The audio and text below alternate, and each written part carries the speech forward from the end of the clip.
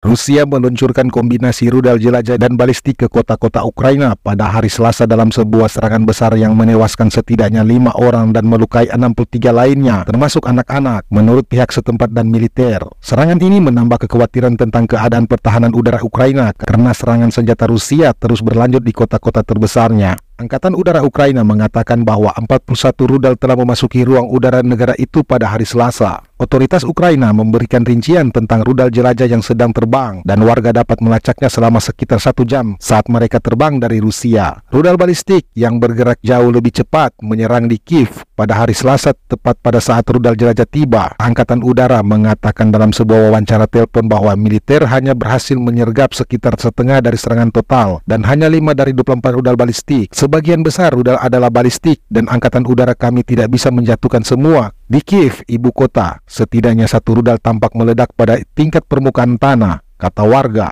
Meskipun tidak jelas apakah rudal itu lolos dari pertahanan udara ke Ukraina atau apakah hulu ledak jatuh dan meledak setelah rudal dihancurkan di udara.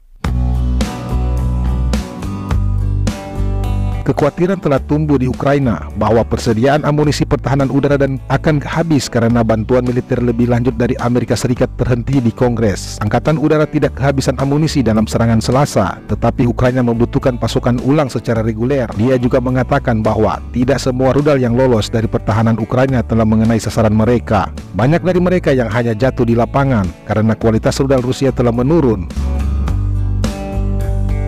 Satu ledakan dari puing-puing jatuh atau rudal terdengar di distrik pemerintah di pusat Kiev dekat kantor presiden dan parlemen. Itu adalah kerusakan pertama akibat serangan rudal di distrik itu sejak Oktober 2022.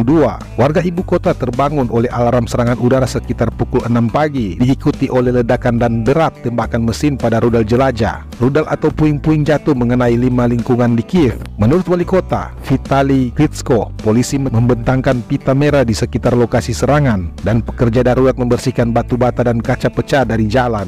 Di distrik Savioskensky, kota, seorang pria tua berdiri di jalan, gemetar dan menangis setelah melihat anak-anak terluka dievakuasi dari salah satu lokasi serangan. Seluruh tubuh mereka dibalut, kata pria itu yang enggan memberikan namanya. Dia kesulitan mengatakan hal lain.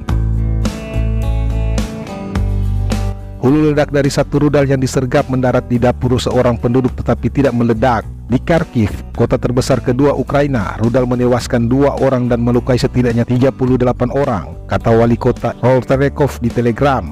Militer Ukraina mengatakan bahwa para prajuritnya telah menembak jatuh 1 rudal jelajah dengan senapan mesin. Prestasi langka, biasanya pesawat tempur atau rudal pertahanan udara berbasis darat diperlukan untuk menyergap rudal jelajah. Di seluruh Ukraina, ribuan orang mencari perlindungan dengan anak-anak mereka di basement atau stasiun kereta bawah tanah. Setelah ledakan di Kiev, sebagian orang berlari keluar untuk memeriksa rumah dan bisnis mereka.